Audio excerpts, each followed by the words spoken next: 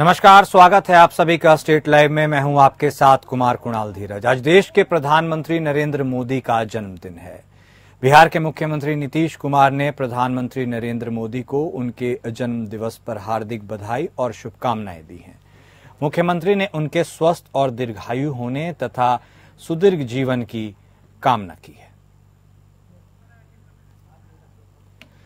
तो आज देश के प्रधानमंत्री नरेंद्र मोदी का जन्मदिन है और इसके उपलक्ष्य में हर जगह उनके जन्मदिन के लिए उन्हें बधाइयां दी जा रही है। और इसी प्रकरण में बिहार के मुख्यमंत्री नीतीश कुमार ने भी प्रधानमंत्री मोदी को उनके जन्मदिवस के अवसर पर बधाई दी है।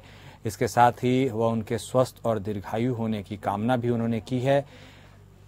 बिहार के मुख्यमंत्री नीतीश कुमार, आपको बता दें कि एनडीए की सरकार में एक अहम सहयोगी भी हैं उनकी पार्टी जनता दल यूनाइटेड, और ऐसे में बिहार में भी अब जेडीयू और बीजेपी की साझा सरकार है। ऐसे में मुख्यमंत्री नीतीश कुमार ने प्रधानमंत्री मोदी को जन्मदिवस की बधाई दी।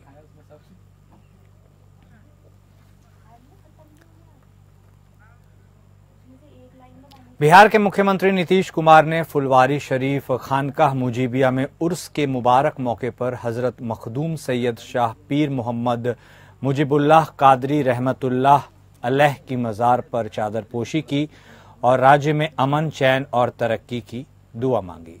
इस अवसर पर खानकाह मुजीबिया के हाफिज मोहम्मद नईमुद्दीन मुजीबी ने मुख्यमंत्री को राज्य की सुख, शांति और समृद्धि के लिए दुआ कराई। चादरपोशी से पहले मुख्यमंत्री ने खानकाह मुजीबिया के पीर सजानदशी हजरत मौलाना सैयद शाह मोहम्मद अयातुल्लाह कादरी से मुलाकात कर उनका आशीर्वाद लिया। खानकाह मुजीबिया के प्रबंधन द्वारा मुख्यमंत्री को पुष्पगुच्छ, अंगवस्त्र और प्रतीक चिन्ह भेंट कर उनका अभिनंदन किया गया।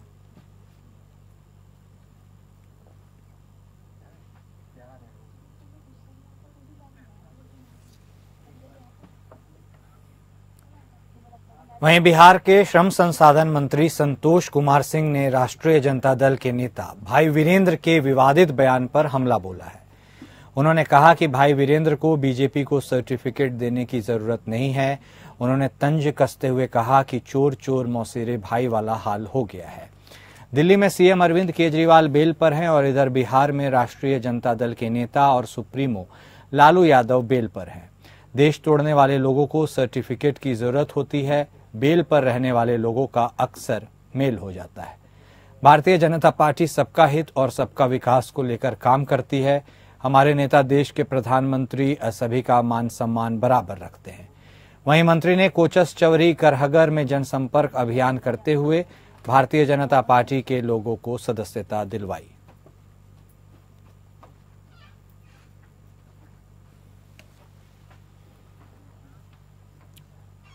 जनता दल यूनाइटेड की बैठक के बाद मंत्री विजेंद्र यादव अपने पूर्व बयान से पलटते नजर आए। बैठक से पहले मंत्री विजेंद्र यादव ने कहा था कि वे जनता दल यूनाइटेड में नहीं हैं।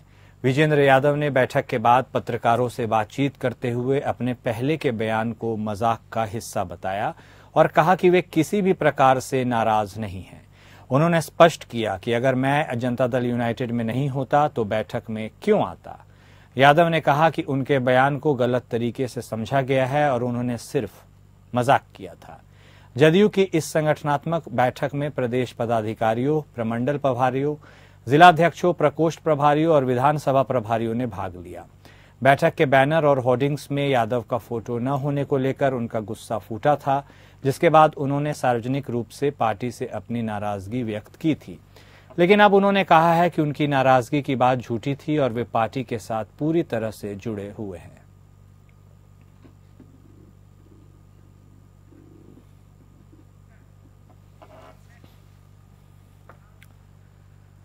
और पटना से यह बड़ी खबर है, जहां बिहार सरकार के मंत्री अशोक चौधरी ने एक महत्वपूर्ण बयान दिया है। बैठक समाप्त होने के बाद मीडिया से बातचीत करते हुए उन्होंने कहा कि बैठक में संगठन को मजबूत बनाने और 2025 के चुनाव की तैयारियों पर चर्चा की गई है।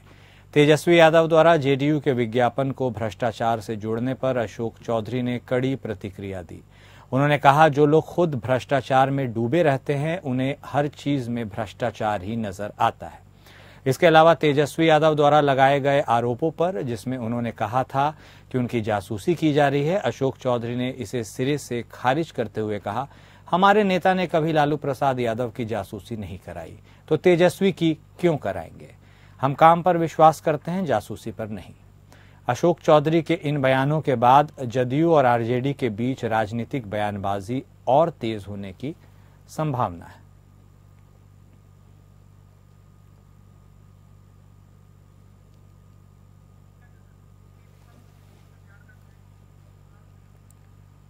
और अब बात झारखंड की करेंगे, जहां भारतीय जनता पार्टी हेमंत सरकार के खिलाफ 5,400 किलोमीटर लंबी परिवर्तन यात्रा निकालेगी।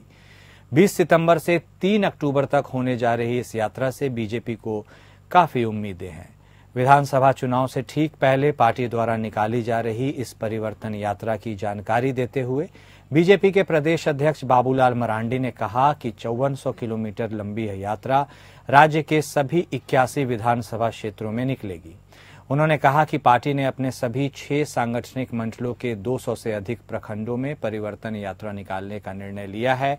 यात्रा के दौरान 80 स्थानों पर स्वागत कार्यक्रम और 65 स्थानों पर जनसभाएं होंगी, जिसमें 50 से अधिक प्रमुख राष्ट्रीय और राज्य स्तरीय नेता भाग लेंगे। उन्होंने कहा कि पलामू प्रमंडल की परिवर्तन यात्रा 21 सितंबर को बंशीधर नगर से शुरू होगी और 28 सितंबर को समाप्त होगी। इसी तरह हजारीबाग प्रमंडल की यात्रा 21 सितंबर को इटखोरी के भद्रकाली मंदिर से शुरू होकर 28 सितंबर को समाप्त होगी। दक्षिणी छोटा नागपुर प्रमंडल की यात्रा 23 सितंबर को खूंटी के आमरेश्वर धाम से शुरू होकर 1 अक्टूबर को समाप्त होगी। संथाल परगना प्रमंडल की यात्रा 20 सितंबर को भोगनाडीह से शुरू होकर 30 सितंबर को समाप्त होगी। धनबाद प्रमंडल की यात्रा 20 सितंबर को झारखंडी धाम से शुरू होकर 26 सितंबर को समाप्त होगी तथा कोल्हान प्रमंडल की परिवर्तन यात्रा 23 सितंबर को चित्तेश्वर धाम बहरागोड़ा से शुरू होकर 2 अक्टूबर को समाप्त होगी। बीजेपी प्रदेश कार्यालय में मीडिया कर्मियों को संबोधित करते हुए सांसद सह परिवर्तन यात्रा के संयोजक दीपक प्रकाश ने कहा कि पिछले 5 वर्षों से ठगबंधन सरकार ने झारखंड के स्वाभिमान, अस्मिता और पहचान को ठेस पहुंचाया है। उन्होंने कहा कि यह परिवर्तन यात्रा सत्ता परिवर्तन के साथ व्यवस्था परिवर्तन के लिए है। यह यात्रा राज्य की 3.5 करोड़ जनता की जनभावनाओं की अभिव्यक्ति है। उन्होंने कहा कि जनता ने भ्रष्ट कांग्रेस, झामुमो और राजद गठबंधन को सत्ता से बाहर करने का मन बना लिया है।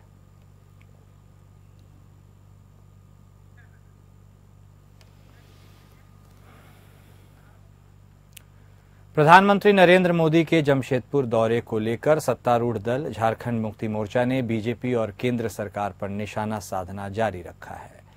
झारखंड मुक्ति मोर्चा के केंद्रीय कैंप कार्यालय में संवाददाता सम्मेलन कर पार्टी के केंद्रीय महासचिव सुप्रियो भट्टाचार्य ने पार्टी की ओर से कई बातों को रखा।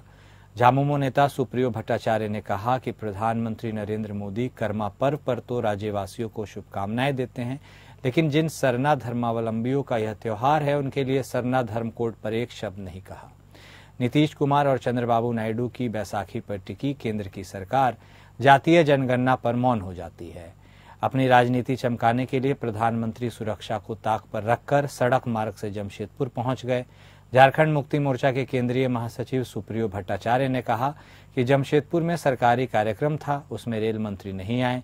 जब कोई भी सरकारी कार्यक्रम होता है तो उसमें प्रोटोकॉल के अनुसार स्थानीय मंत्री, सांसद और जनप्रतिनिधि शामिल होते हैं, लेकिन रविवार के कार्यक्रम में पूरी तरह से एक पार्टी तक ही यह सिमट कर रह गया। टाटानगर के किसी भी स्थानीय विधायक को नहीं बुलाया गया, जबकि बीजेपी के पराजित प्रत्याशी मौजूद रहे। जब गठबंधन की सरकार भी सरकारी कार्यक्रम करती है तो स्थानीय जनप्रतिनिधि को सम्मान के साथ बैनर पोस्टर में नाम लिखा रहता है।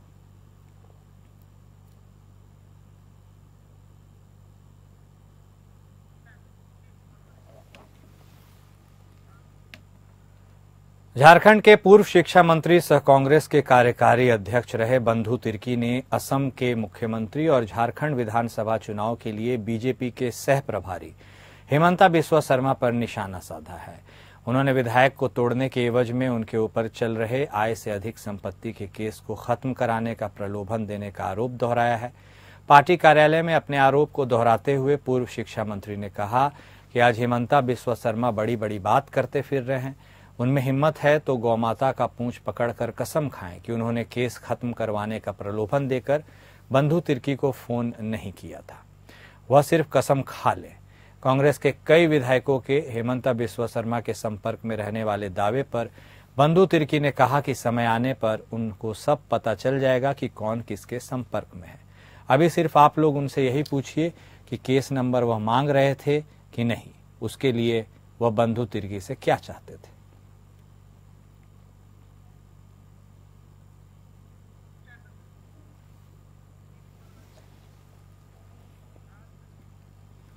देवघर की स्वास्थ्य व्यवस्था आईसीयू में है। देवघर जिला मुख्यालय से करीब 35 किलोमीटर दूर सोनाराय ठाड़ी प्रखंड में एक ऐसा हॉस्पिटल है जहां पर आज भी मरीज और अस्पताल में काम करने वाला कर्मचारी बिजली और पानी से वंचित है। बिजली और पानी नहीं रहने के कारण यहां पर काम करने वाले कर्मचारी आए दिन दिक्कतों का सामना करते हैं।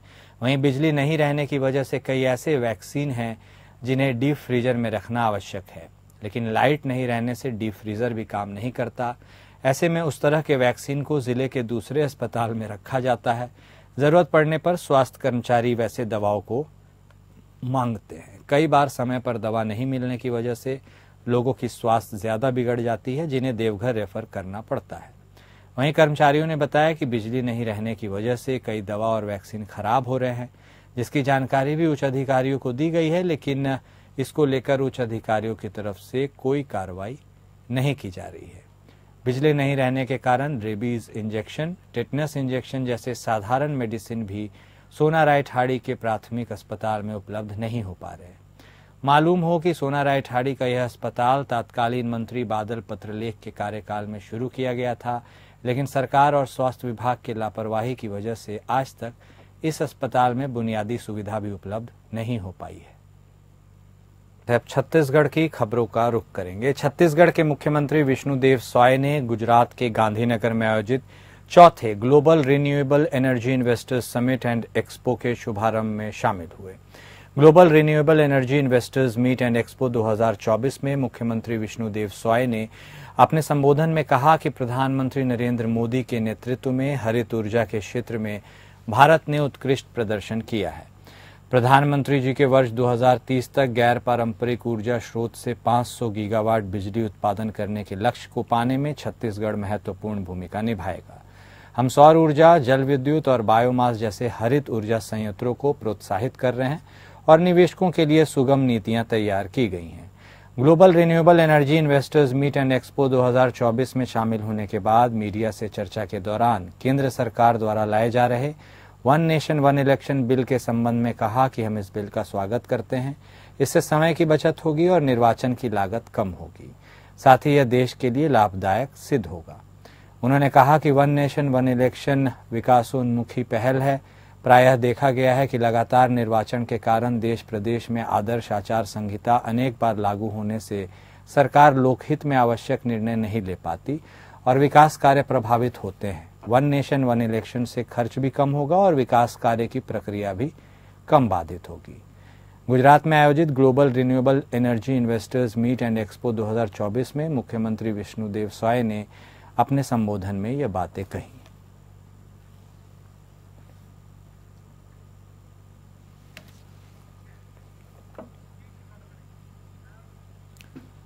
मुख्यमंत्री विष्णुदेव साय ने आज अपने निवास में विराजे भगवान श्री गणेश का पूरे विधि विधान से पूजन हवन किया और प्रदेशवासियों की सुख समृद्धि की कामना की।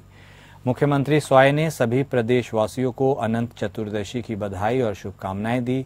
इस अवसर पर मुख्यमंत्री साय के परिवारजन और अधिकारी के साथ अन्य कर्मचारी भी उपस्थित थे।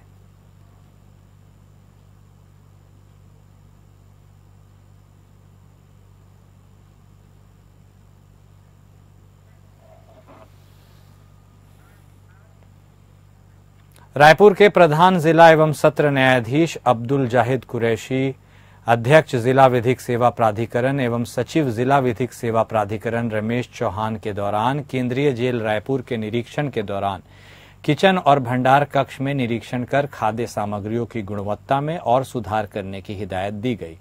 प्रधान जिला एवं सत्र न्यायाधीश के द्वारा जेल बंदियों को दिए जाने वाले खाने का स्वाद स्वयं चख कर गुणवत्ता एवं स्वाद के बारे में उसे बेहतर करने की सलाह जेलर को दी गई। निरीक्षण के दौरान जेल के कैदियों से मिलकर उनकी परेशानियों को भी जाना और प्रशासन को कैदियों के साथ मानवीय दृष्टिकोण रखते हुए बेहतर भोजन और स्वास्थ्य संबंधी सुविधाओं का ध्यान रखने के लिए निर्देश दिया। जेल परिसर के अंदर निर्मित हॉस्पिटल में जाकर बंदी मरीज से बात कर और डॉक्टर को बेहतर स्वास्थ्य सुविधा मुहैया कराए जाने के लिए प्रोत्साहित किया और आवश्यकता होने पर रायपुर राजधानी में स्थित सरकारी मल्टी स्पेशलिटी हॉस्पिटल में इलाज करवाए जाने के लिए भी कहा गया।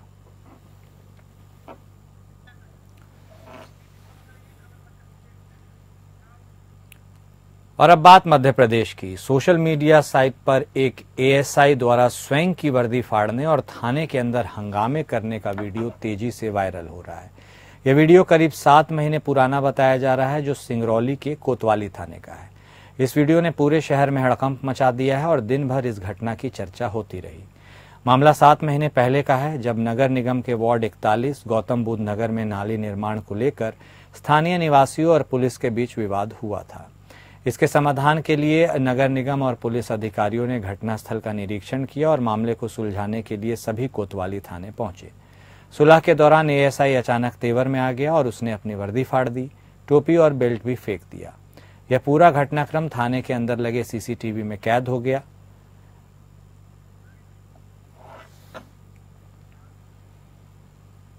जबलपुर सहित प्रदेश के कई जिलों में तेज बारिश के चलते जनजीवन अस्त व्यस्त हुआ है। नदियों में बाढ़ जैसे हालात अभी भी बने हुए हैं। जबलपुर की जीवनदायिनी नर्मदा नदी में अपने उफान पर है। ग्वारी घाट के दरोगा घाट की हालत नर्मदा नदी के तेज बहाव के चलते काफी खराब हो चुकी है। हर तरफ घाट पर गंदगी का आलम है, तो दूसरी तरफ घाट पर बिजली और खंबे और बरगद के पुराने पेड़ हैं। ये जमींदोज हो चुके हैं। इन कुव्यवस्थाओं के चलते ग्वारी घाट में आने वाले श्रद्धालुओं को काफी तकलीफों का सामना करना पड़ रहा है।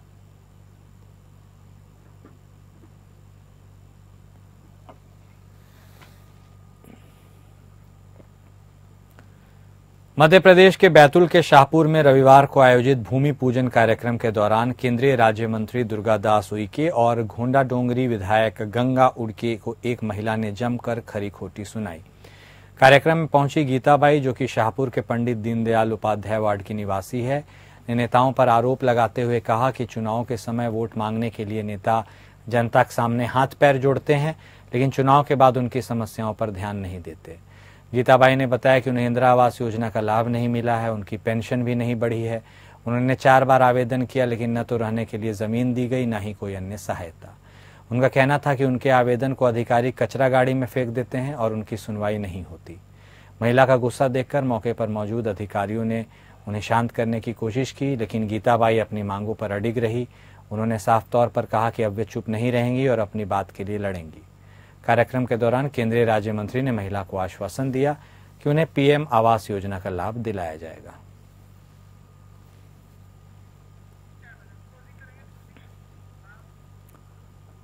और स्टेट लाइव में अभी के लिए इतना ही। नमस्कार।